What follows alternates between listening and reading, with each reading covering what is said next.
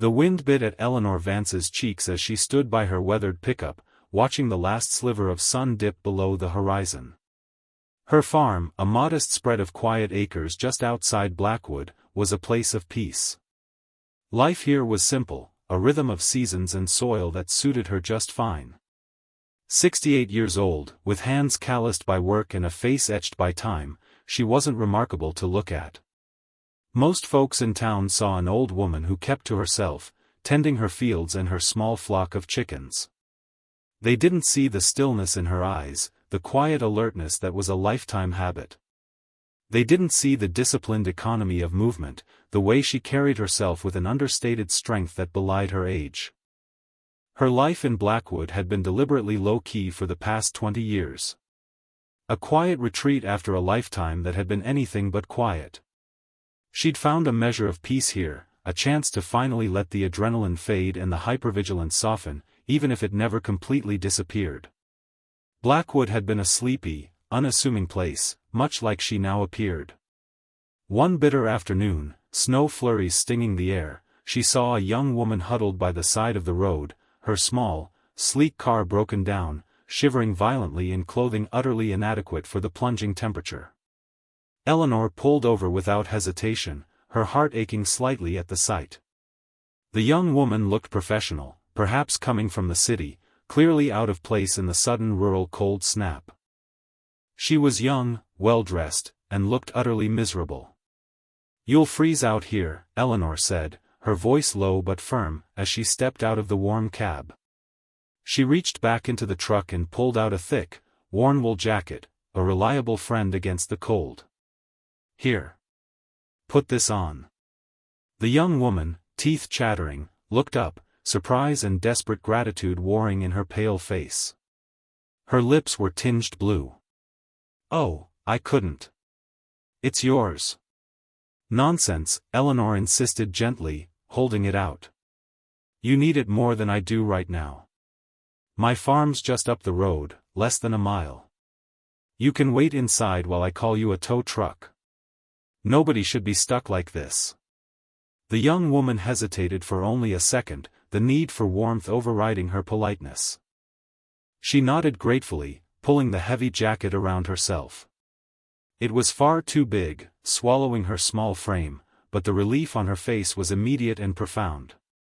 She buried her nose in the rough wool, it smelled faintly of wood smoke and damp earth, a comforting, organic smell. "Thank you," she murmured, her voice trembling slightly, not just from the cold anymore.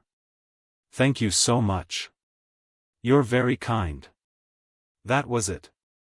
A simple act of kindness on a cold day. Eleanor called the tow service from her rotary phone. The young woman waited in her warm kitchen, sipping hot tea. She introduced herself only as Sarah, offered to pay for the jacket, Eleanor refused, and thanked her profusely again before the tow truck arrived and she was on her way. Eleanor thought little more of it, returning to her quiet routine, the wool jacket hanging back on its hook by the door. But Blackwood wasn't as quiet as her farm. A shadow had fallen over the town in recent months, subtle at first, then growing bolder, darker. The Iron Vipers, a gang that had muscled its way in from the sprawling anonymity of the nearest major city, were tightening their grip. They started small: vandalism against businesses that didn't pay a spurious protection fee, intimidation of residents, loud drunken behavior in public places. Then they got bolder, more violent. They were loud, crude, and acted with impunity, strutting through town like they owned it. Their cars, often loud and flashy, cruised the main street. Their leader, a hulk of a man who went by the name Slab, had a face like a broken shovel and eyes that promised pain and enjoyed inflicting it. He was rarely seen initially, letting his lieutenants do the dirty work, but his reputation preceded him. Fear was a currency they traded in, and Blackwood was rapidly becoming bankrupt of courage, its once friendly atmosphere replaced by a pervasive unease. Businesses quietly paid up, residents kept their heads down. One Tuesday afternoon, weeks after the cold snap, Eleanor drove into town for supplies. She parked near Gable's Diner, a local institution run by Martha Gable, a kind, resilient widow who made the best apple pie for 50 miles. Martha was one of the few people Eleanor interacted with regularly in town, a source of local gossip and genuine warmth. As Eleanor approached the diner, her grocery bag in hand, she saw two vipers inside, standing over Martha, who was wiping down a counter. Their postures were aggressive, their voices low and menacing, but easily audible through the diner's glass door.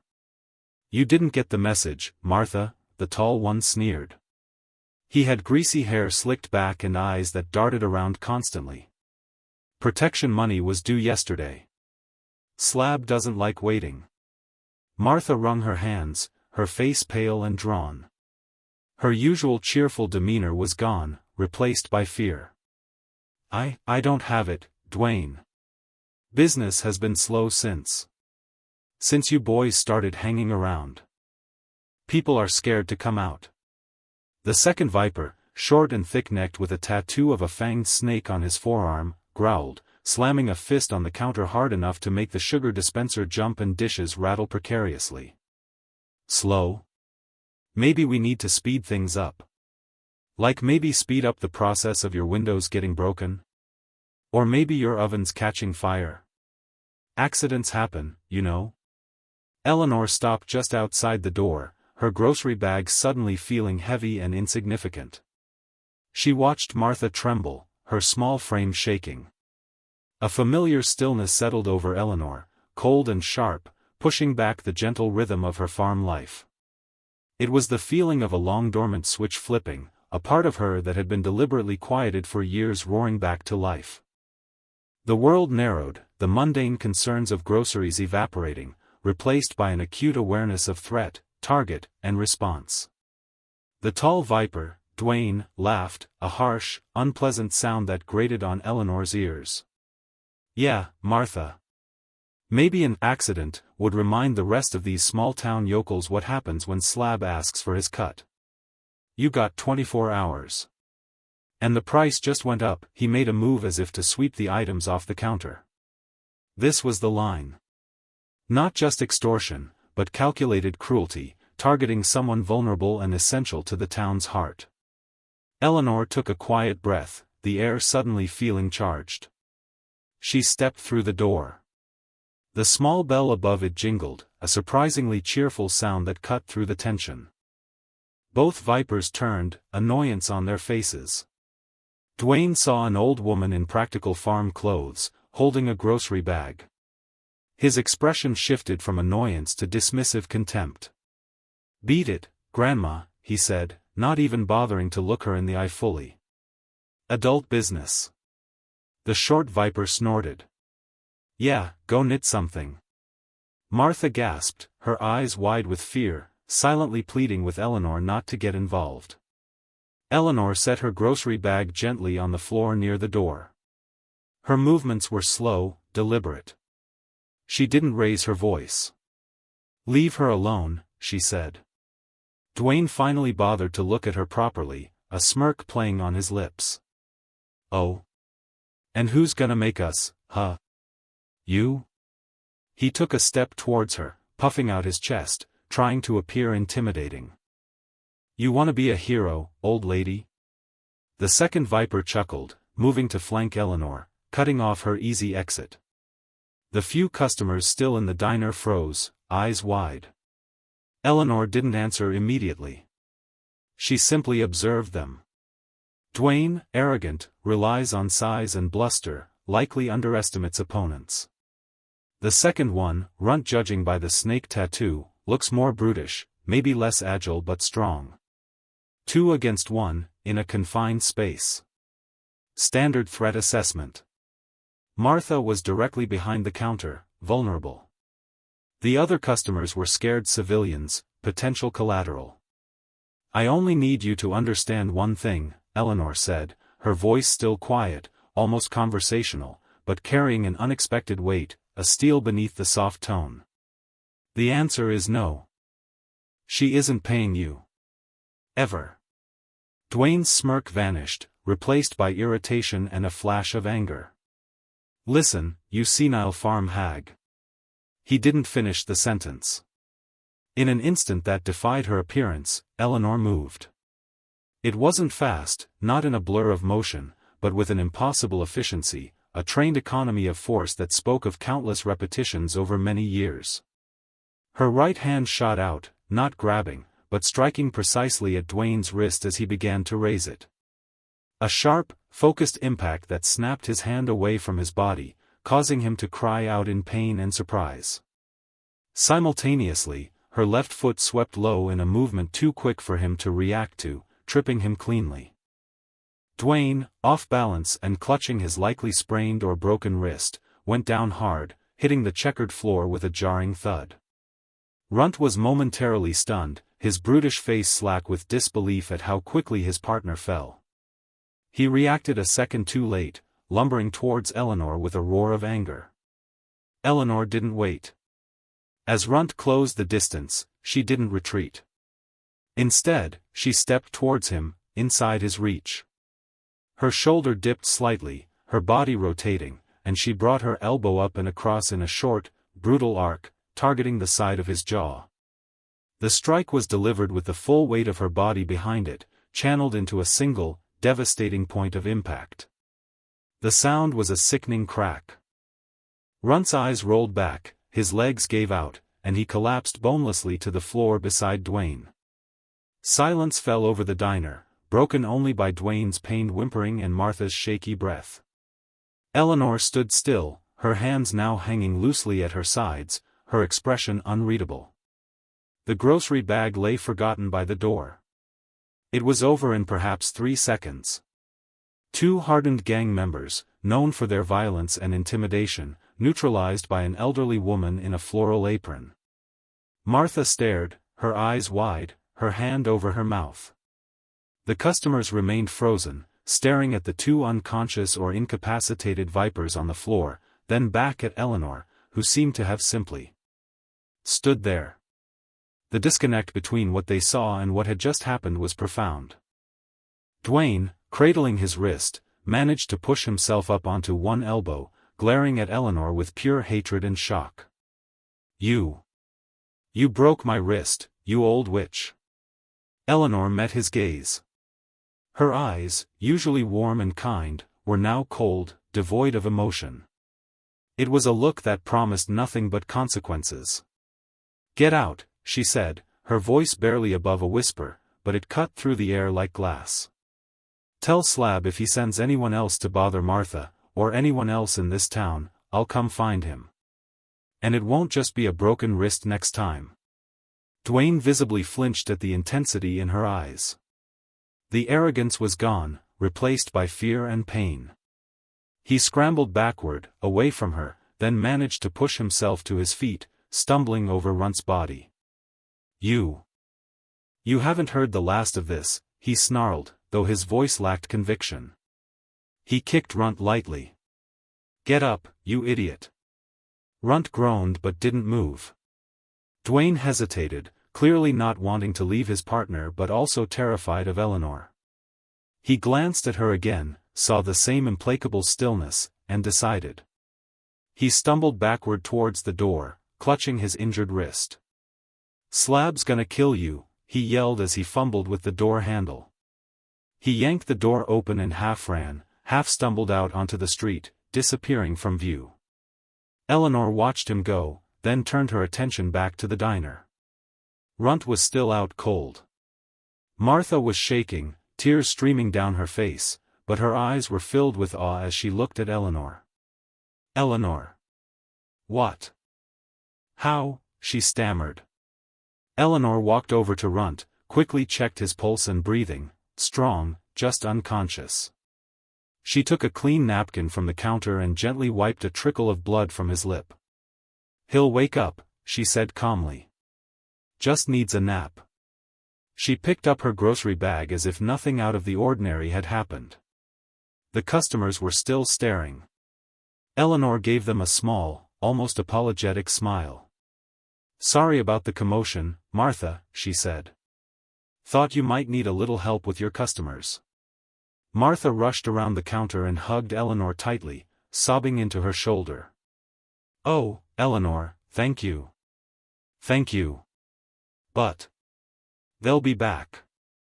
Slab. He won't let this go.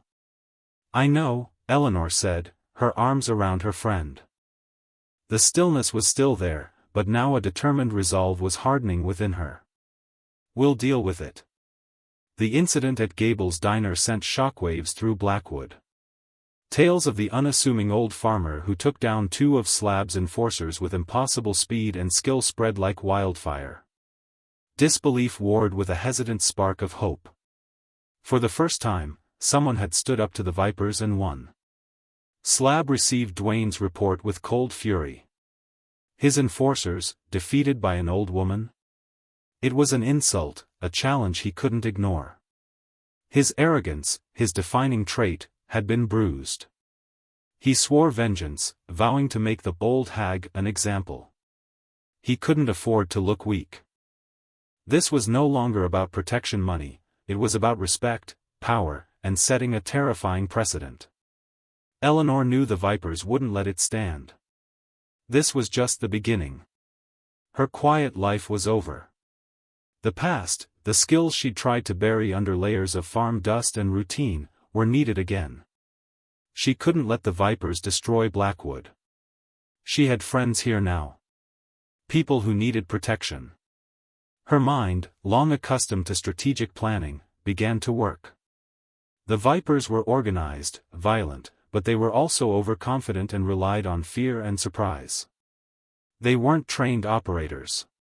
They were thugs with guns and numbers. She had something they didn't: discipline, genuine skill, and a network, albeit dormant, of people who understood what it meant to fight for something important. Her first step was to understand the scale of the problem. She needed information. How many Vipers were there? Where were their main hangouts? Who were they influencing or corrupting in town?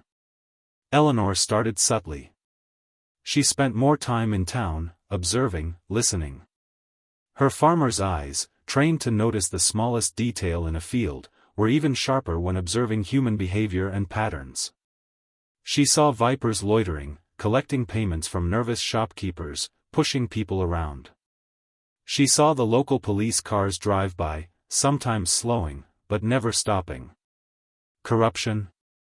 Fear? Probably both. She needed to speak to someone who knew more, someone who wasn't afraid, or at least had a reason to fight back. One afternoon, she saw the young woman from the roadside, Sarah, entering the Blackwood Town Hall. Sarah wasn't shivering anymore, dressed in a sharp, professional suit. Eleanor felt a flicker of recognition, then a wave of curiosity. She waited until Sarah exited the building later, looking tired and frustrated. Eleanor approached her. Sarah? From the side of the road, remember? Eleanor Vance? Sarah's eyes widened in recognition, and a warm smile spread across her face. Eleanor. Of course. I never got a chance to properly thank you for the jacket. You saved me from freezing that day. Just glad I could help, Eleanor said. What brings you to Blackwood Town Hall? I didn't realize you were local. Sarah's smile faded, replaced by a look of weary determination. I am, in a way. I'm Sarah Jenkins.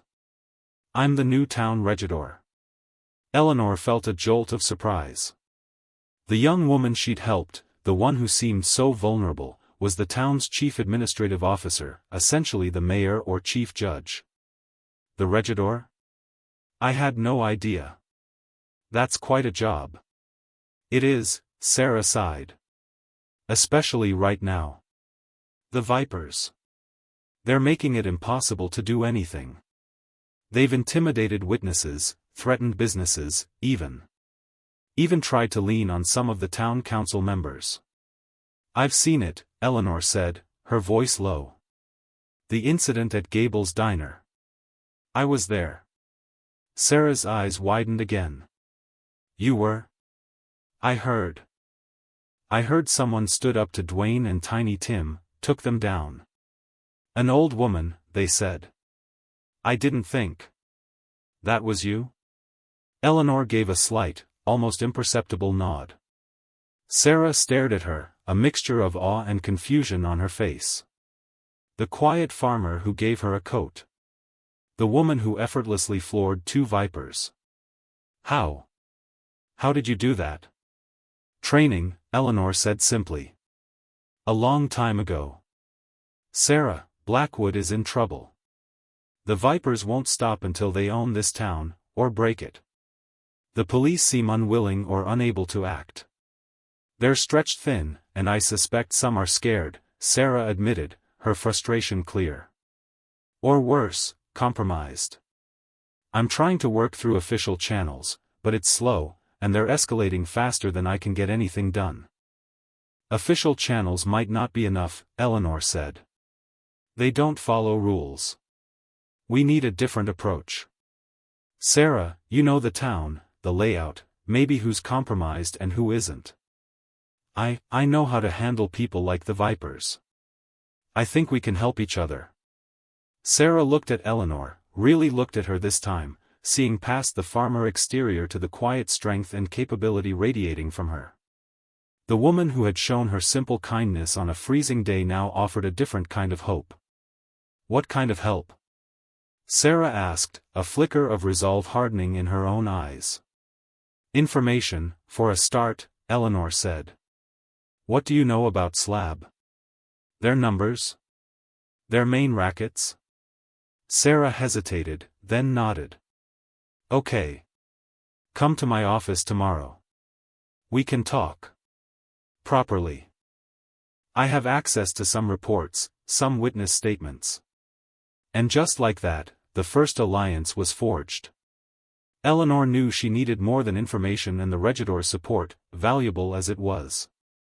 She needed people who could stand with her, people who understood the kind of fight this might become. She thought of Marcus. Marcus ran the hardware store on the edge of town. He was a few years younger than Eleanor, quiet like her, but with a similar watchfulness in his eyes. He wore a subtle tattoo on his forearm, partially hidden by his sleeves, the faded outlines of unit insignia. Eleanor recognized them. She'd heard whispers years ago that he'd served high speed. She went to the hardware store the next day, after meeting with Sarah. Marcus was helping a customer, moving with an easy strength that also spoke of past training. When the customer left, Eleanor approached him.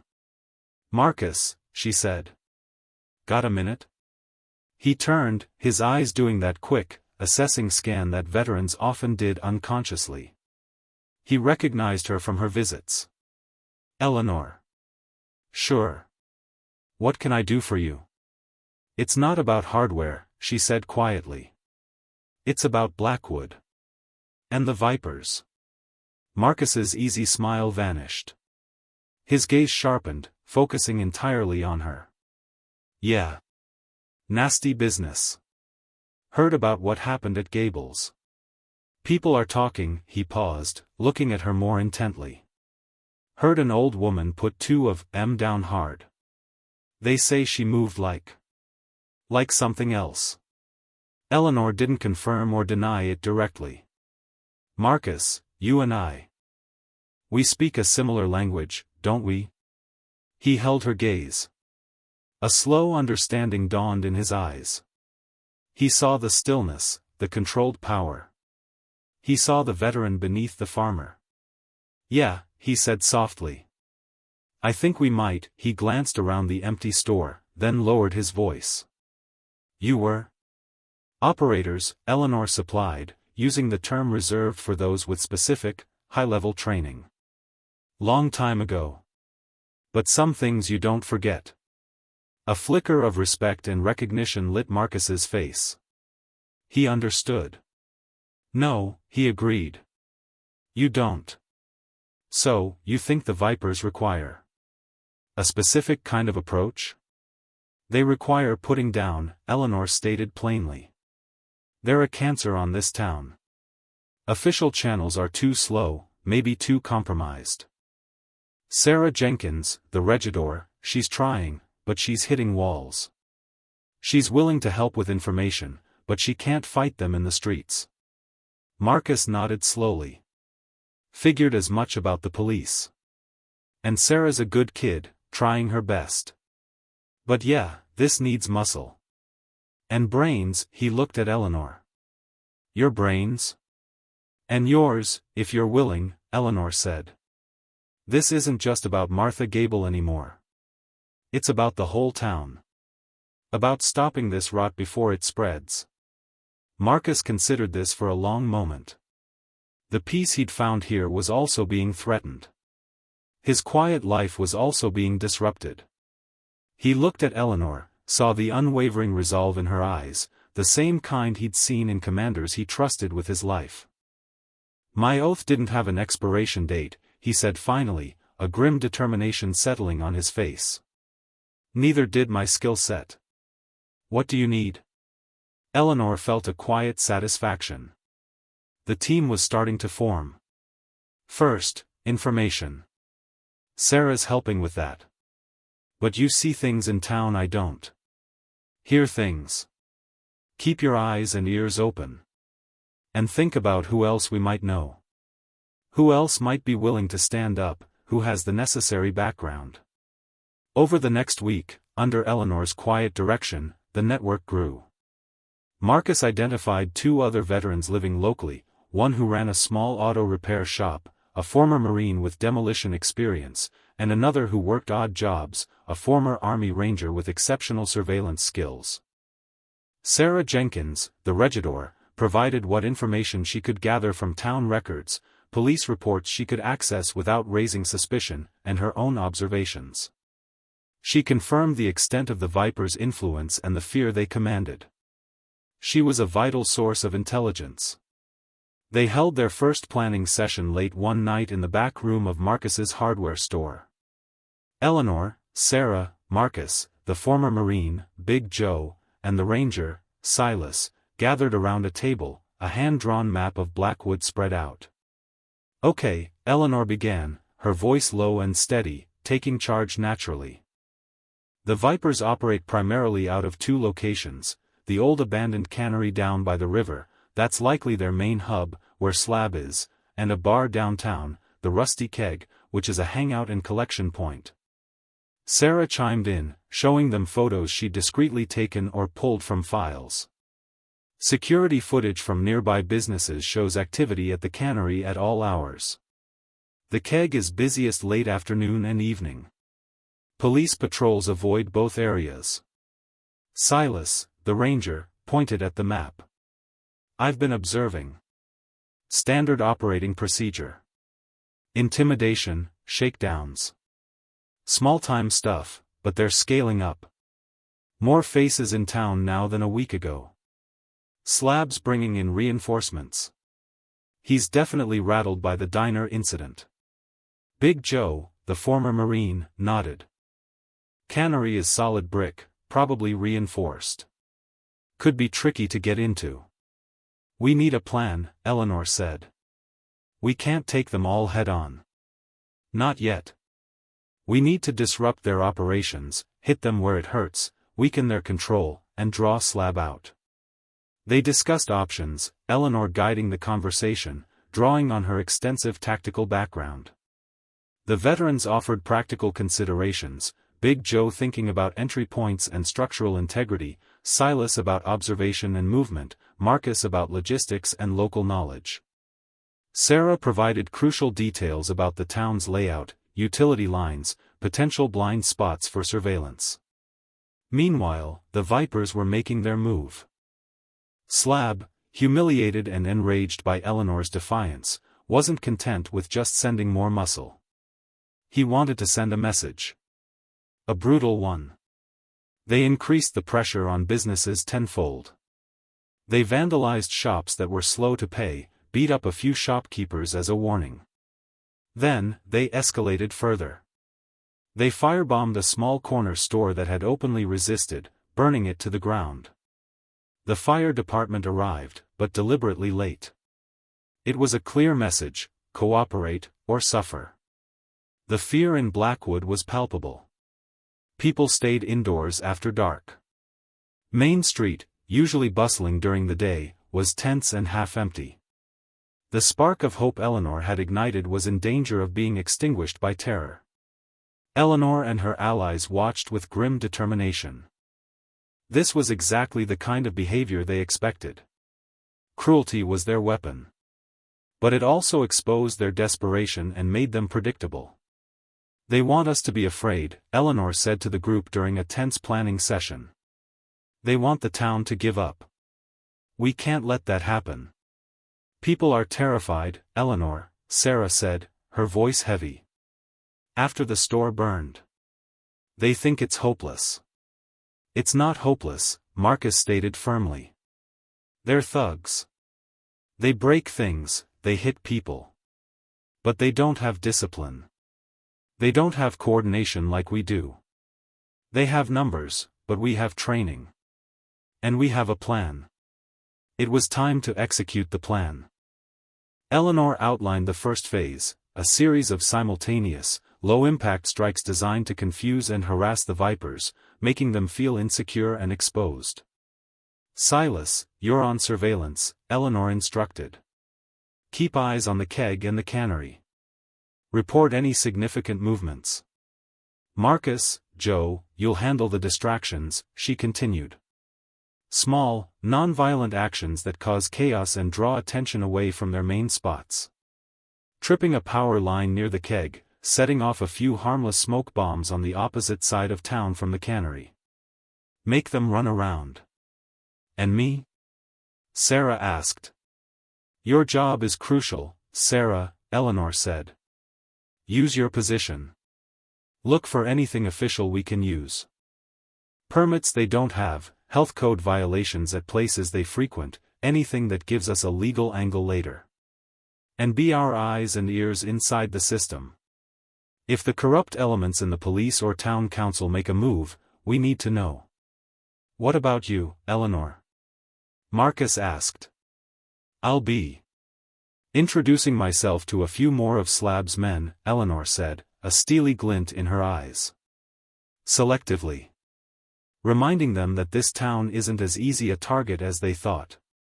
The plan went into motion that night. Silas, perched on a rooftop, reported increased activity at the keg. Suddenly, the power flickered and died on the street outside the bar, Marcus's handiwork. Vipers spilled out, annoyed, trying to figure out what was happening. Across town, near the fairgrounds, harmless smoke bombs billowed orange and white smoke, triggering a hesitant police response and drawing several Viper cars away from the cannery. While they were distracted, Eleanor made her move. She targeted a group of Vipers roughing up a delivery driver behind a warehouse. Moving through the shadows with practiced ease, she was a ghost until she struck. A few precise, debilitating blows, and 3 more Vipers were groaning on the ground, their weapons scattered. She didn't need to carry a weapon, her hands were more than enough.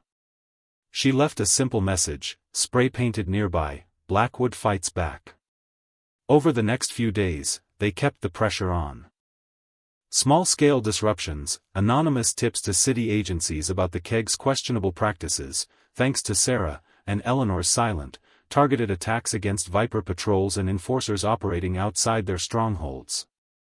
Slab was furious. His men were getting hit, humiliated, their authority undermined. The town wasn't breaking, it was pushing back. He didn't know who was behind it, but he suspected the bold hag. He doubled down, bringing in more men, arming them more heavily. He ordered his lieutenants to patrol in larger groups, to retaliate against anyone who seemed remotely defiant. The Vipers struck back hard. They ambushed Marcus outside his hardware store, but Marcus, anticipating trouble, was ready. Drawing on his own combat skills, he defended himself fiercely, holding them off until Big Joe, alerted by Silas, arrived to back him up. They drove the Vipers off, both men taking injuries but standing their ground.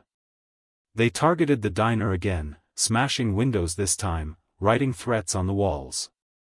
But when they returned the next day, they found the windows boarded up, and half the town was there, helping Martha clean up, bringing her food, offering support. The community was scared, yes, but they were also starting to find their courage, inspired by the unseen resistance. This display of community resilience was exactly what Eleanor had hoped for. The Viper's brutality was backfiring, hardening the town's resolve rather than breaking it completely. "They're cornered animals now," Eleanor told her team.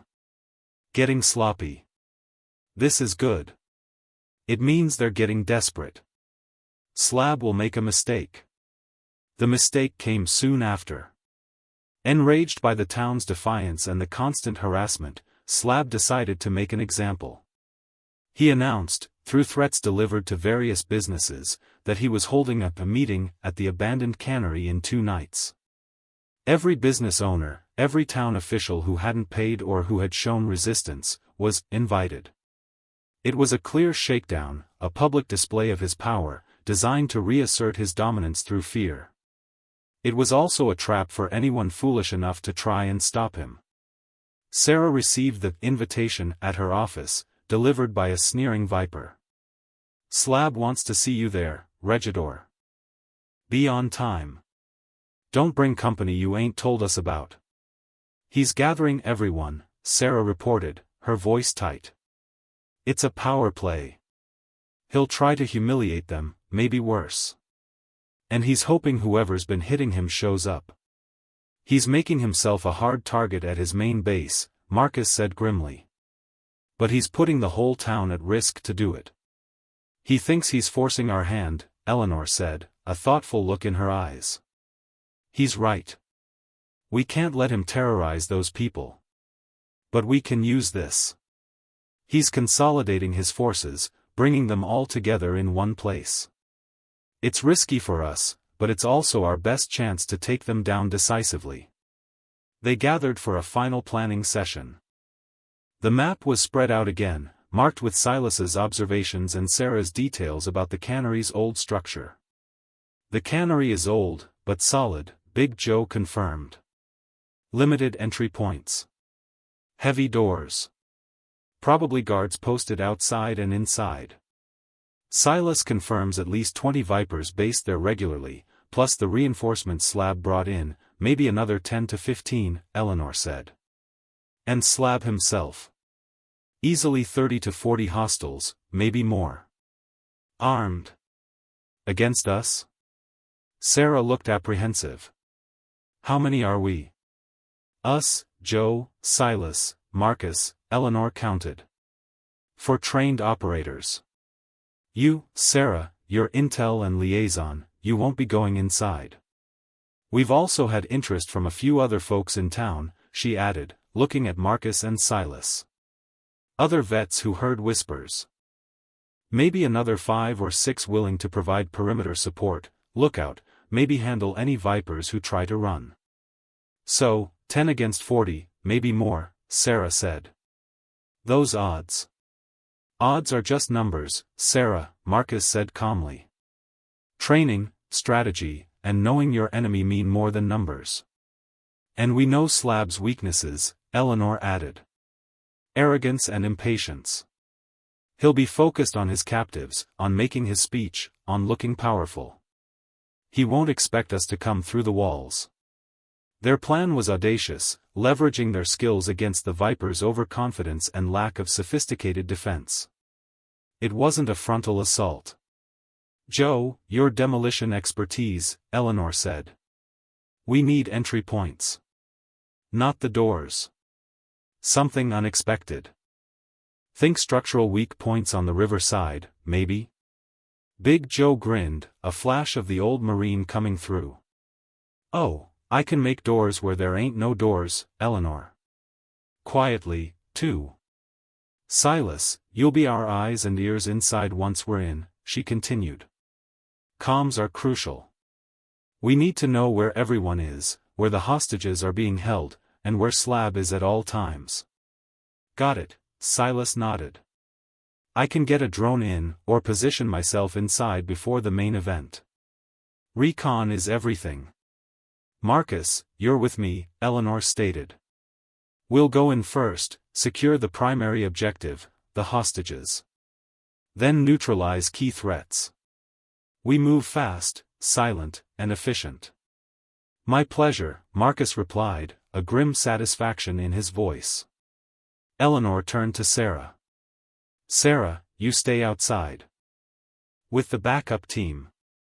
You'll be our connection to the outside world, coordinate if needed, and once it's over, you'll be the one who cleans up the mess officially. Calling in legitimate law enforcement, securing the scene, making sure Slab and his men face justice through the courts. Sarah nodded, swallowing hard. She wasn't a combatant, but her role was just as vital. I understand. I'll be ready. All right, Eleanor said, looking at each of them. This is it. We go in there, rescue the townspeople, and put an end to the Iron Vipers in Blackwood. Everyone clear on their role? Heads nodded around the table, faces set with determination. The air in the room was thick with anticipation, the calm before the storm. They weren't scared, they were focused. They were operators, reactivated for one last, necessary mission. The night of Slab's meeting was cold and still. A thick fog rolled in from the river, providing cover. Inside the abandoned cannery, the air was thick with tension and the smell of stale beer and fear. Slab stood on a makeshift stage, two hulking bodyguards beside him, sneering down at the terrified assembly of Blackwood's business owners and a few town officials, including several nervous-looking council members. Look at you pathetic sheep, Slab boomed, his voice echoing in the cavernous space. Think you can defy me? Think you can let some old woman stick her nose where it doesn't belong and get away with it? He laughed, a harsh, unpleasant sound. That was a mistake. A fatal mistake. He paced the stage, radiating menace. From now on, things change. You pay me double. Anyone complains, anyone breathes a word to anyone outside Blackwood, there will be consequences. Severe consequences. Consider this a restructuring of power. As Slab savored the fear in the room, outside, in the fog, Eleanor and her team were moving. Silas had managed to slip inside hours earlier, finding a hidden vantage point, providing real-time updates via a secure comm line Eleanor wore. Big Joe was positioned near the riverbank, setting his charges. Marcus and Eleanor waited, weapons ready, not high-tech military gear, but reliable firearms they'd acquired carefully. Eleanor preferred close quarters, but acknowledged the need for ranged options against multiple armed opponents. Joe's set, Marcus whispered into his comm, 5 seconds. Eleanor gripped her weapon, her breathing slow and controlled. She could hear Slab's arrogant ranting faintly. Let's make some new doors, she murmured. A muffled series of thumps came from the river side of the building, not loud explosions, but precisely timed charges that blew carefully placed holes in the brick wall, creating multiple breaches rather than a single large one. Alarms blared inside, startling the Vipers. Breaches open. Joe's voice came through the comm. Go, go, go. Eleanor ordered. Marcus and Eleanor were through their designated breach in seconds, moving low and fast. Silas guided them. Section Alpha clear. 2 hostiles moving towards breach Bravo. Slab is center stage, hostages section Charlie. They encountered the first Vipers responding to the breach. Eleanor engaged them with brutal efficiency, moving like a dancer of death. A swift takedown here, a precise strike there. Marcus provided covering fire, neutralizing threats that were further away or attempted to flee. They were a well-oiled machine, a stark contrast to the Vipers' panicked, uncoordinated response. Meanwhile, Silas, positioned high above, used a non-lethal weapon, a powerful taser or sonic device, to incapacitate clusters of Vipers before they could reach defensive positions or target the hostages. Big Joe and the outer perimeter team engaged Vipers trying to escape through other exits. Chaos erupted inside the cannery. Slab's meeting dissolved into pandemonium as Vipers scrambled to respond to the unexpected assault. The hostages, initially terrified by Slab, were now caught in the middle, confusion added to their fear. Eleanor and Marcus reached the area where the townspeople were held. Slab's bodyguards and several Vipers were trying to regain control, pointing guns at the hostages. "Get down!" Eleanor yelled to the townspeople, her voice cutting through the noise. She and Marcus engaged the vipers guarding the hostages. This was more direct combat. Gunfire erupted. Eleanor moved with incredible speed, dodging fire, closing the distance, using cover. Her movements were fluid, deadly. She dispatched 2 vipers in a blur of motion before they knew what hit them.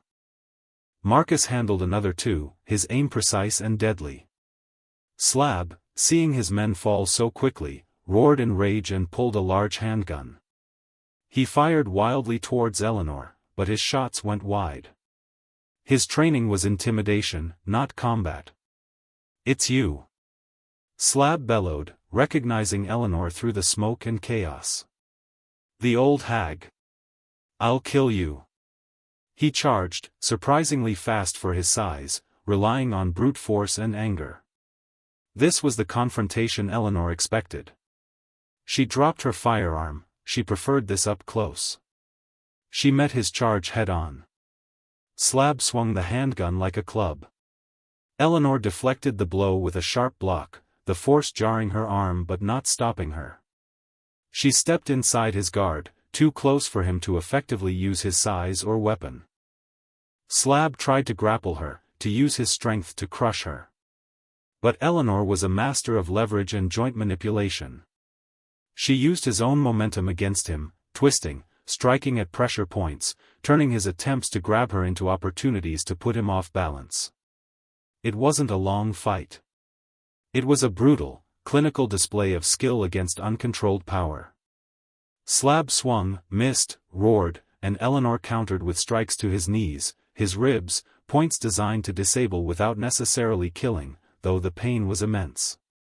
He went down, bellowing in pain and disbelief, his handgun skittering across the floor. Eleanor stood over him, breathing hard but steady. "You underestimated this town, Slab," she said, her voice quiet but carrying absolute authority.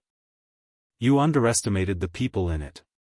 As Slab lay defeated, the remaining vipers, demoralized by the collapse of their leader and facing relentless, skilled opposition from Eleanor's team, began to surrender or flee into the fog, only to be met by the outer perimeter team and the backup from the other veterans, who swiftly rounded them up. Within minutes, the fighting was over. The cannery fell silent again, save for the groans of the defeated vipers and the murmurs of the freed townspeople. Marcus and Big Joe secured the remaining vipers. Silas emerged from his hidden position, confirming the building was clear. The townspeople, shaken but unharmed, stared at Eleanor, their fear replaced by stunned silence, then overwhelming relief. Outside, Sarah Jenkins, the Regidor, received the "all clear" over the comms. With the vipers neutralized and confined, she immediately put the second part of the plan into action. She contacted the county sheriff, a principled officer they had secretly vetted and trusted, explaining the situation. An organized group of citizens had detained a large criminal element holding hostages. She provided details, ensuring the vipers would be processed legally and wouldn't slip through the cracks of local corruption. Legitimate law enforcement arrived shortly after, surprised by the scene, a score of tied-up vipers, including a severely injured Slab, and a group of calm, disciplined citizens standing guard. Eleanor and her team, now just citizens again, provided concise, factual accounts to the sheriff, focusing on the hostage situation and the vipers' criminal activities, downplaying their own extraordinary methods. The sheriff, knowing Sarah Jenkins's integrity, took it seriously. The days and weeks that followed saw Blackwood slowly begin to heal. The iron vipers were gone.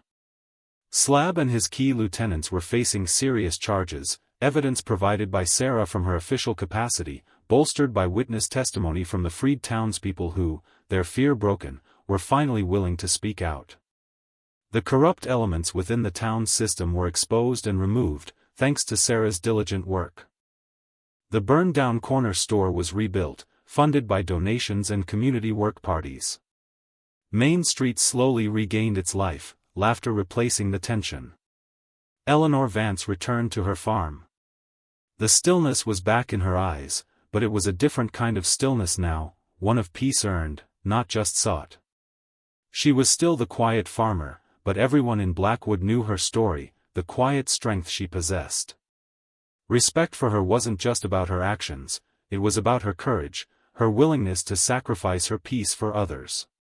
Marcus, Big Joe, and Silas went back to their lives, but their bond, forged in shared service and rekindled in defense of their town, remained strong. They formed a quiet, unofficial watch group, ensuring Blackwood stayed safe. Sarah Jenkins, the Regidor, became a symbol of Blackwood's renewal. She worked tirelessly to rebuild trust, clear out corruption, and foster a sense of community pride. She often visited Eleanor, not just the Regidor meeting a respected citizen, but the young woman thanking the older woman who had shown her kindness and, in doing so, inspired her to find her own strength. One sunny afternoon, sitting on Eleanor's porch, sipping iced tea, Sarah looked out at the peaceful fields. "That jacket you gave me," she said softly. "That was the first act of kindness I'd been shown in months. I was so stressed, so scared about the job, about the vipers. I felt completely alone." Eleanor smiled gently.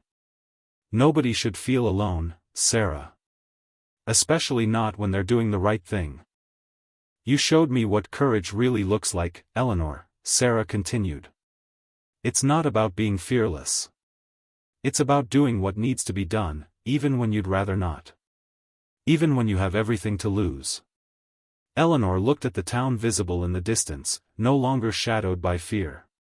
"Respect isn't taken by force, Sarah," she said, articulating the core lesson. "It's earned. By your actions. By standing up for what's right. By protecting those who can't protect themselves." The Iron Vipers had sought to control Blackwood through fear and disrespect. They had found, to their utter astonishment and ultimate downfall, that true strength didn't come from intimidation, but from quiet resolve, hidden skill, and the unbreakable bonds of a community willing to fight for itself. The unassuming old farmer, the quiet veterans, and the determined young Regidor had taught them a lesson Blackwood, and hopefully the Vipers, would never forget. The town was safe now, not because a hero had swooped in and saved them, but because they had found the courage to stand together, guided by someone who knew that sometimes, the most powerful force in the world was a quiet person who had simply had enough. Up next you've got 2 more standout stories right on your screen. If this one hit the mark you won't want to pass these up. Just click and check them out.